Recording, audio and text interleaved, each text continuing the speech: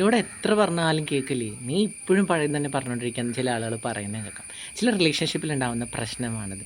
നമ്മുടെ ആക്ഷൻസ് കൊണ്ട് അല്ലെങ്കിൽ നമ്മുടെ വാക്കുകൾ കൊണ്ട് നമ്മളിലൊരു സംശയം ഉണ്ടായിക്കഴിഞ്ഞാൽ അല്ലെങ്കിൽ ആ സംശയത്തെ സാധൂകരിക്കുന്ന തെളിവുകൾ മറ്റേ പുള്ളിയുടെ കയ്യിൽ കിട്ടിക്കഴിഞ്ഞിട്ടുണ്ടെങ്കിൽ പിന്നെ ആ വ്യക്തിയുടെ മനസ്സിന് അത് ഏൽക്കുന്ന ആ വിശ്വാസത്തിന് എടുക്കുന്ന ഒരു അടി അല്ലെങ്കിൽ അയാളുടെ മനസ്സിലുണ്ടാകുന്ന ആ മുറിവ് പെട്ടെന്ന് ഉണങ്ങാൻ ഭയങ്കര പാടാണ്.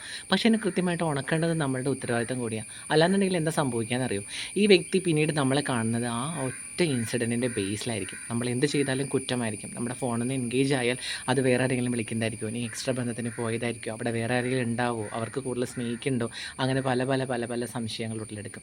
കൃത്യമായ മുറിവുകൾ ഉണ്ടാക്കാതെ നോക്കുക. അത് ഉണ്ടായിട്ടുണ്ടെന്നുണ്ടെങ്കിൽ കൃത്യമായി ഇത് പറഞ്ഞ് മനസ്സിലാക്കി പ്രോപ്പറായിട്ടുള്ള കമ്മ്യൂണിക്കേഷനിലൂടെ അത് കൃത്യമായി മാറ്റിയെടുക്കാൻ എല്ലാവരും ശ്രമിക്കേണ്ടതാണെന്ന് ഞാൻ എല്ലാവരെയും വീണ്ടും വീണ്ടും വീണ്ടും ഓർമ്മിപ്പിക്കുന്നു.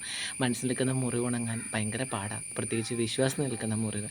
നിങ്ങളിൽ നിന്ന് മറ്റൊരു ആക്ഷൻ കൂടി അതിനെ സാധൂകരിക്കുന്ന തെളിവുകൾ കൂടി കയ്യിലേക്ക് എത്തിക്കഴിഞ്ഞാൽ അത് പെട്ടെന്ന് ഒന്നും ഉണങ്ങില്ല.